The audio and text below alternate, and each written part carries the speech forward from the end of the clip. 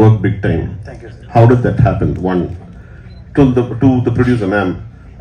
அதுக்கு வந்து நீங்க one of your tweets வந்து it mentioned that what all these people do when I'm not in office, and அதுக்கப்புறமா வந்து these people went abroad and then you had a song that was shot in several European countries. So were you not aware of it? And what made you put those statements? First of all காசு போட்டு அமைச்சது producer தான். அவங்க காசு கொடுத்தா தான் போக முடியும்.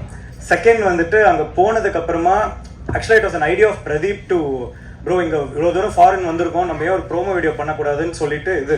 So நான் ரொம்ப பிஸியாக இருந்தேன் ஷூட்டிங்கில் சாங். ஏன்னா நிறைய கண்ட்ரிஸ் ட்ராவல் பண்ணுறோம், we have to capture the entire இது, டைமிங் பேஸ் பண்ணி ஷூட் பண்ணணும் அப்படின்னு. அதுக்கு நடுவில் சின்ஸ் பிரதீப் சொன்னதுனால எனக்கு அது வேலிடாக பட்டுச்சு அந்த இது.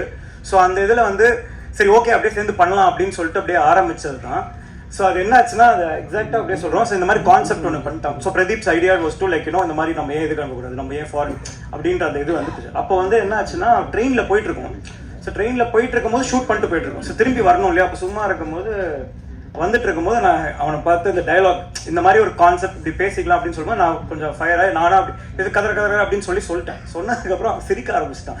ஏன்டா சிரிக்கிற அப்படின்னு சொல்லும் போது அதை அப்படியே எடுத்து வச்சாச்சு, அவ்வளோதானே தவிர it was not like plant. அது ஒரு பேசிட்டு இருக்கும்போது ஒரு ஃப்ளோவில் வந்தது. ஆனால் பிரதீப் என்ன அதுக்கப்புறம் சொன்னா இந்த கதற நல்லா இருக்கு, அதை நிறைய வாட்டி எடுக்கலாம் ப்ரோ அப்படின்னு சொல்லிட்டு it was is idea to shoot it in multiple times. அதுதான் இது. அதே மாதிரி ப்ரொடியூசர் மேன்ட்டு ஃபர்ஸ்ட்லாம் காட்டல, எல்லாம் முடிச்சுட்டு ஏன்னா என்ன ஆகும் ஏதாகும்னு தெரியாது. சரி அது வேறு நான் வேறு இருக்கேன் ஸ்க்ரீனில் பெரிய பார்த்து வேறு டென்ஷன் ஆகிட போகிறாங்கன்னு சொல்லிட்டு அப்புறமா அதுக்காக தான் நான் நல்லா பார்த்தேன். பயங்கரமாக விழுந்து சிரிச்சுட்டே இருந்தாங்க அவங்களும் அசோசியேட் கிரியேட்டர்ஸும். ஸோ அதனால் ஓகே ஒர்க் ஆயிடுச்சு அப்படின்னு சொல்லிட்டு கொடுத்தோம். இதுதான் அதுக்கு பின்னாடி இருக்கிற story. It was the basic thing was to இவ்வளோ தூரம் போகிறோம், ஃபாரின் வரைக்கும் போகிறோம், ஏன் நம்ம வந்து ஒரு இது பண்ணக்கூடாது அந்த